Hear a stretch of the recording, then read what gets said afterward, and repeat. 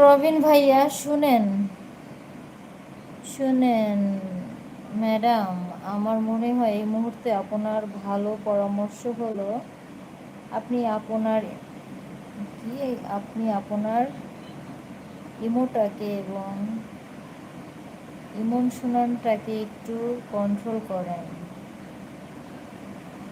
ঘটনা যেটাই ঘটে থাকুক, একটু ধৈর্যতার পরিমাণ বাড়িয়ে দিন, মনে বুঝান একটু।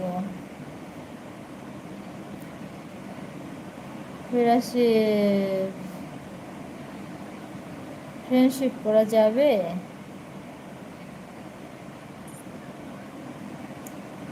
কারণ আপনি যেভাবে কথা বলছেন,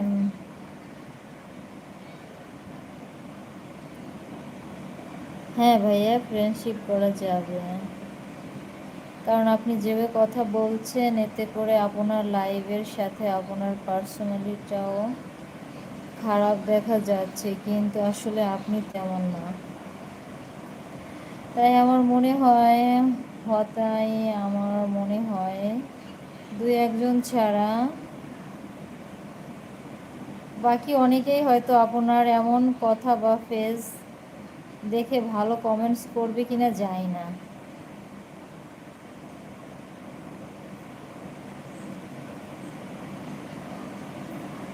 রঞ্জন, কেমন আছো বসুন্ধরা?